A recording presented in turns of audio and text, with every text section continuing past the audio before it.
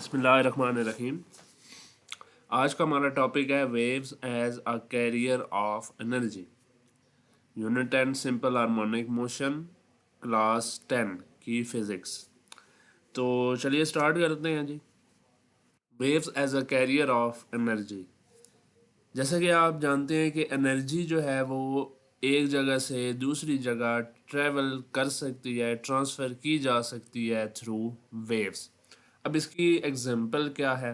Example हम इस तरह से इसकी समझ सकते हैं कि फॉर एग्जांपल एक स्ट्रेच स्ट्रिंग है, उसको आप अप एंड डाउन मूव करें। जब आप उसको अप एंड डाउन मूव करते हैं तो हम उसे अपनी हाथों से अपनी मस्कुलर एनर्जी प्रोवाइड कर रहे होते हैं स्ट्रिंग के अंदर। अब हमारी मस्कुलर एनर्जी के प्रोवाइड करने की वजह से स्ट्रिंग के अंदर डिस्टरबेंस प्रोड्यूस होती है, स्ट्रिंग के जो पार्टिकल्स हैं उसमें डिस्टरबेंस प्रोड्यूस होती है। और आप पढ़ चुके हैं कि disturbance produce in a medium is called as wave. तो हमने डिस्टरबेंस उसके पार्टिकल्स में प्रोड्यूस कर दी by applying a force, by applying a muscular energy. अब जो हमारे हैंड की वजह से फोर्स लगी है उसके ऊपर, उसकी वजह से वेव्स प्रोड्यूस होंगी स्ट्रिंग के अंदर, और वो जो वेव्स हैं वो एनर्जी को ट्रांसफ़र करती हैं एक जगह से दूसरी जगह। अब होता क्या है? होता ये है कि एक जो स्ट्रिंग का पहला पार्टिकल है उसको एनर्जी मिलती है, हमारी मस्कुलर एनर्जी। वो मस्कुलर एनर्जी पहले पार्टिकल से दूसरे पार्टिकल को ट्रांसफ़र हो जाती है, ठीक है।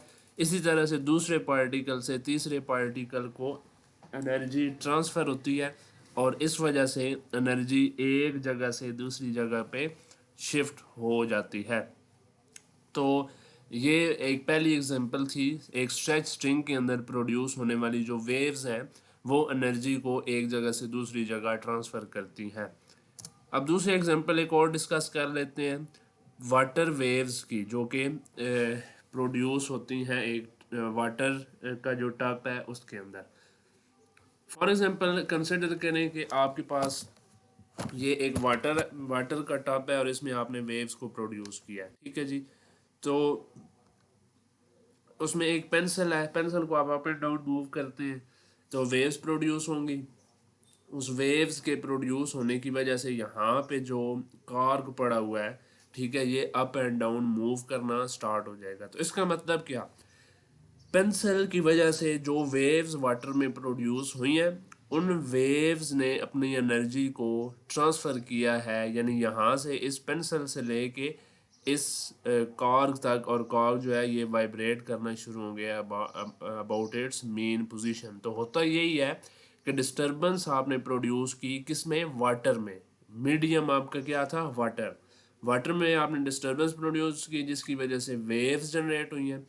अब ये जो वेव्स हैं ये वाटर के जो पार्टिकल्स हैं उनको एनर्जी ट्रांसफ़र करती हैं। पहला पार्टिकल दूसरे पार्टिकल को एनर्जी ट्रांसफ़र करता है, और दूसरा पार्टिकल तीसरे पार्टिकल को। इसी तरह से वेव्स जो है वो ये एक जगह से दूसरी जगह पे ट्रांसफ़र हो जाती हैं, और जो हमारी एनर्जी है, यानी ये जो pencil up and down move कर रहे हैं, वही एनर्जी एक जगह से दूसरी जगह यानी इस कार को अप एंड डाउन मूव कराने के लिए इस्तेमाल होती है।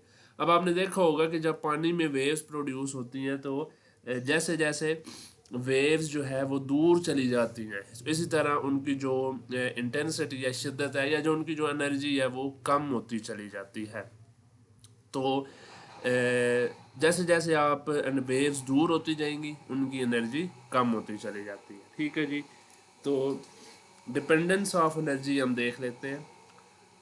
एनर्जी कैरिड बाय वेव, यानी वेव जो एनर्जी कैरी कर रही है वो किन चीज़ों पे डिपेंड करती है? वो दो चीज़ों पे डिपेंड करती है basically. Distance of stretching from its rest position, सादा अल्फाज में एम्पलीट्यूड। एम्पलीट्यूड क्या होता है? Distance from the mean position, ठीक है। डिस्ट मीन पोजीशन से आप किसी भी ऑब्जेक्ट को कितना डिस्प्लेस करते हो वो उसका एम्पलीट्यूड कहलाता है।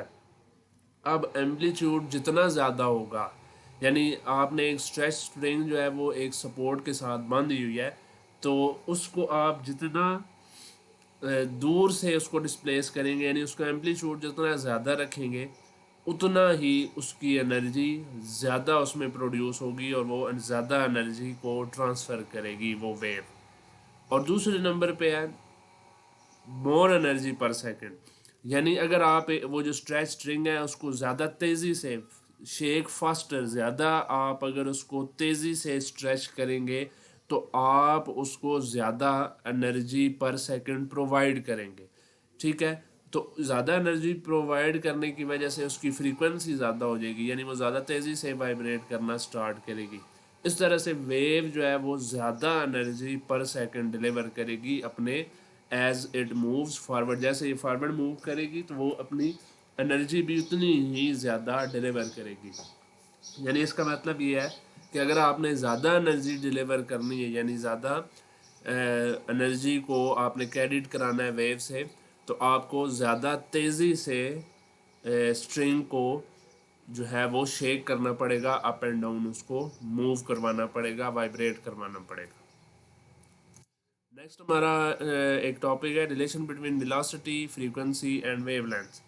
जैसा कि आप जानते हैं कि wave is a disturbance produced in a medium. ठीक है, तो वेव एक जगह से दूसरी जगह ट्रैवल करती है, तो ट्रैवलिंग के अलॉन्ग जो है वो वेलोसिटी की उसकी कुछ ना कुछ स्पीड है, उसकी कुछ ना कुछ वेलोसिटी है। Velocity is equal to distance divided by time, v is equal to D by T. ठीक है, ये रिलेशन आप नाइन्थ क्लास में पढ़ चुके हैं और आप इसे जानते हैं। If time taken is time period, अगर चूँकि हम अब स्टडी कर रहे हैं सिंपल हार्मोनिक मोशन और वेव्स को, तो अब हमारा टाइम टाइम नहीं रहेगा बल्कि टाइम पीरियड बन जाएगा। उसकी वजह ये time required to complete one vibration. Wave जो है ना वो जो आपको सिंपल हार्मोनिक मोशन है और जो वेव मोशन है वो वेव की फॉर्म में होता है, और वेव्स में आप जानते हैं कि टाइम पीरियड, ठीक है, और वेव लेंथ होती है हमारे पास। तो अगर जो है वो टाइम टेकन जो है वो हम टी लें, कैपिटल टी, यानी टाइम पीरियड की फॉर्म में लेंगे, और डिस्टेंस कवर्ड हमारा किस में होगा, वेव लेंथ। वेव लेंथ आप जानते हैं कि क्रस्ट से क्रस्ट तक का डिस्टेंस या ट्रफ से ट्रफ तक का जो डिस्टेंस है वेव में, वो आपका जो है वो वेव लेंथ कहलाता है। तो यहाँ से जब आप v is equal to D की जगह आप लेमडा पुट करेंगे, ठीक है, लेमडा वेव लेंथ को ज़ाहिर करता है, और टी की जगह हम टाइम पीरियड को लिखेंगे, कैपिटल टी को। तो time period is reciprocal to frequency, f is equal to 1/t। आप जानते हैं कि time required to complete one vibration जो है वो हमारे पास frequency, time required to complete one vibration जो है वो टाइम पीरियड होता है, और फ्रीक्वेंसी जो है वो स्काउल्ड होती है, यानी कितने number of cycles in 1 second जितने हुए हैं वो हमारे पास फ्रीक्वेंसी कहलाती है। और v इज इक्वल टू यहाँ से एफ लेमडा हमारे पास आएगा, क्योंकि 1/t is equal to F, v is equal to F lambda. Thank you so much.